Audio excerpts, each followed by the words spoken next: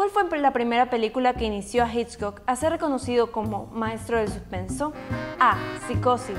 B. Los pájaros. C. Angustia. O D. Vértigo de entre los muertos. La respuesta se las haré conocer después de unos breves instantes. La respuesta es D. Vértigo entre los muertos, 1958. Protagonizada por James Stewart y Kim Novak, recibió la Concha de Plata en el Festival Internacional de Cine de San Sebastián. Por desgracia, ese mismo año le diagnosticaron un cáncer a su mujer, lo que lo afectó profundamente.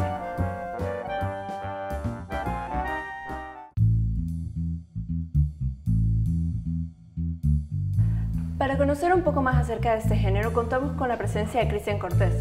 Bienvenido, Cristian. Muchas gracias. Como sabes, en esta sección estamos hablando sobre el cine de suspenso y estoy muy interesada en conocer cómo se originó. Bueno, el cine de suspenso yo creo que tiene como que sus orígenes, bueno, el suspenso como tal, en la literatura, obviamente. Hubo desde la novela del siglo XVII, del siglo XVIII, donde se manejaba la acción y la trama de una manera en que el espectador, en ese caso el lector, esté como al vilo de lo que va a suceder. Bueno, desde allí ya podríamos decir que existía el suspenso en cuanto a los géneros literarios. En el cine podría decirse que películas como El Gabinete del Dr. Caligari ya comenzaron a incursionar en eso. Estamos hablando del cine mudo de inicios pues, del siglo pasado. Y bueno, ya existieron otra vez más directores que fueron verdaderos maestros en este arte, ¿no? En todo caso, como conclusión podría decir que se inició en cuanto al arte cinematográfico prácticamente desde sus inicios. Mucha gente dice que la primera escena que estremeció al público fue cuando el tren parecía que iba a entrar encima de las personas en estos cortos de Lumière. Entonces, podemos decir que fue un género que siempre estuvo como que latente y que ha tomado obviamente mucha importancia ya mucho más adelante, ¿no? Con películas que son clásicos del género. Claro. ¿Y cuáles serían los temas más recurrentes de este tipo de películas? Bueno, yo pienso que tienen que ver siempre con yo qué sé, pues con la cuestión de la libertad del hombre, la cuestión de la muerte, el asesinato, el miedo, ¿no?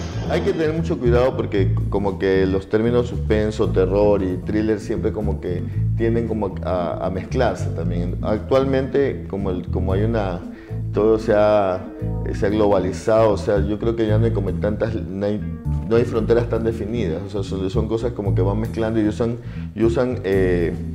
recursos de una película, de un género lo puede usar en cualquiera de las películas, ¿no? Si usted ve, por ejemplo, El Cisne Negro, que es una película que aparentemente es un drama psicológico, un poco thriller, pero también tiene elementos de cine de suspenso y hasta de terror, ¿no? Cuando hay momentos que la gente como para que salte de la butaca. En todo caso, yo creo que esa mezcla de géneros también es parte de nuestro momento actual, ¿no? O sea, que ahorita no existe como que un género definido, usted puede poner elementos de cada uno de ellos en cualquiera de sus producciones, depende del buen gusto que usted lo tenga, ¿no? Entonces, si dividimos esos géneros, podríamos decir que las características del suspenso son... Las características del cine de suspenso, tal vez la principal es sensibilizar al espectador, que tenga la historia sea lo suficientemente sensacionalista, o sea, que para que el espectador esté como al vilo, esté como que muy atento para que cada vez que haya un golpe de trama, un golpe musical, que es otra de las características que tiene, que es la banda sonora que impacta, el espectador pueda tener una reacción que por lo general es como sobresaltarse, ¿no? Y saltar de la butaca. También hay mucho de la iluminación en el cine de suspenso es muy importante porque se usa mucho el oscuro, se usa mucho como los cuadros de Rembrandt, ¿no? Entonces como que siempre dentro de esa especie de intimidad que hay en la escena, en lo que uno está viendo, es como lograr una intimidad con el espectador también, viene pues el momento que viene a sobresaltar, ¿no? También se usa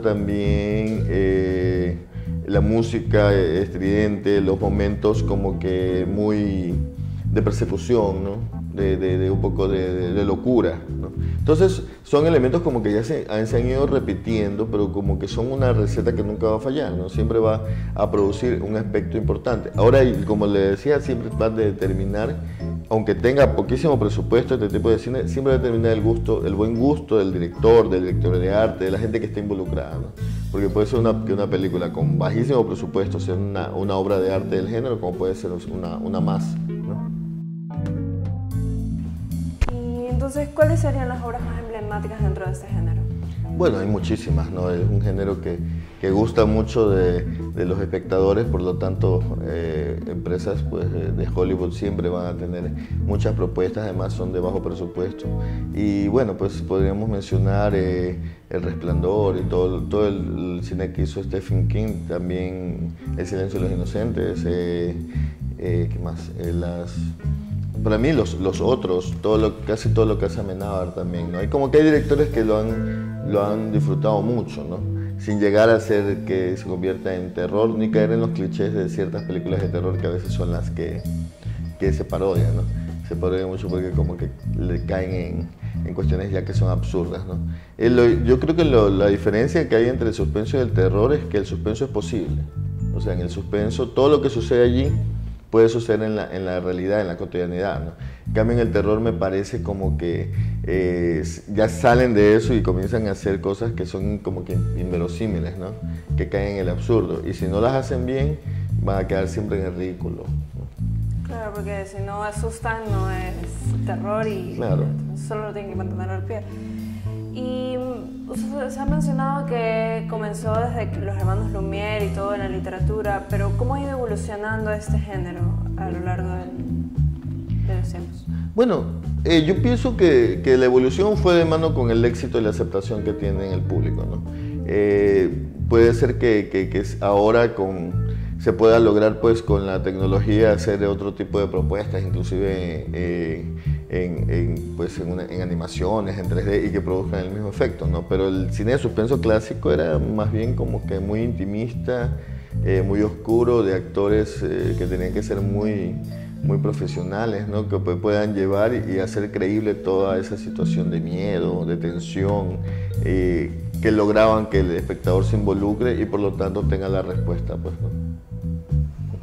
Y con respecto a muchos países, nosotros vemos esas películas como salen bastante en los cines y todo, pero de Ecuador, ¿podría haber alguna película sobre este género? Mira, yo así de suspenso, como que del género puro, no creo haber visto. Yo he visto elementos de suspenso en algunas películas, ¿no? Por ejemplo, en la película esta Rabia, sí hay momentos muy tensos, sin que él incursione completamente, porque no era el caso, en este tipo de cine, ¿no? Pero porque es un drama, ¿no? Pero en todo caso sí tenía elementos como que producían esa tensión y ese suspenso que puede gozar del espectador, porque de todas formas la reacción ante el suspenso es una especie de catarsis, ¿no? Que es una liberación de emociones que hace que el espectador se sienta pues gratificado luego de haberse asustado, ¿no? Y de allí en otras películas más, no sé, creo que no. No ha sido un género. Lo que pasa es que también es un género como que tiene que ser el director tiene que gustarle demasiado el suspenso como para poderlo representar tal cual, ¿no? Es un género que ya tiene tantos recursos que se han usado que si no, para hacer una mala copia de los gringos, a lo mejor la gente prefiere hacer más el drama psicológico, latinoamericano, ese tipo de películas que tratan, usted sabe, pues los temas que hemos hablado, pues la droga, el sexo, etc. Bueno, ¿y usted cree que se podría explotar ese género aquí en Ecuador? Yo creo que público hay, ¿no? Bueno, hay varias cosas con el cine ecuatoriano. Yo pienso que para que el cine ecuatoriano pues florezca tiene que también salir de la mente de las personas que el cine ecuatoriano es malo, los ecuatorianos mismos, ¿no? Si yo llevo siempre una película y digo voy a poner una película ecuatoriana, todo el mundo, sin saber de qué se trata, ni de quién es, ni de nada, siempre hay una reacción como de desaprobación.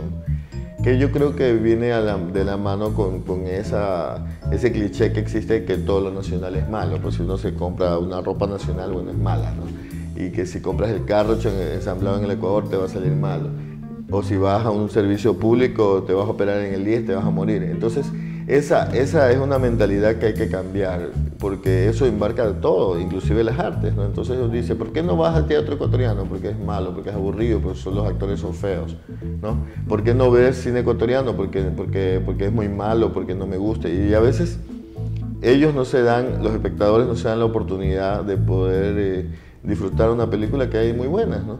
Y entonces, mientras más público haya, mientras más demanda haya, yo sí creo que en nuestro país puede haber gente joven que va a hacer muy bien el cine de suspenso. Es un género muy rentable y muy gratificante, ¿no?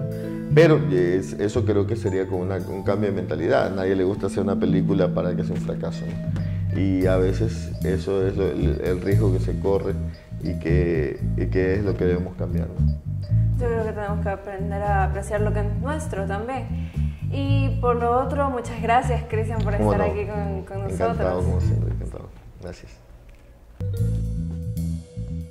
Eso ha sido todo por hoy. Muchas gracias por acompañarnos. Nos vemos en otro episodio de Ojo Crítico.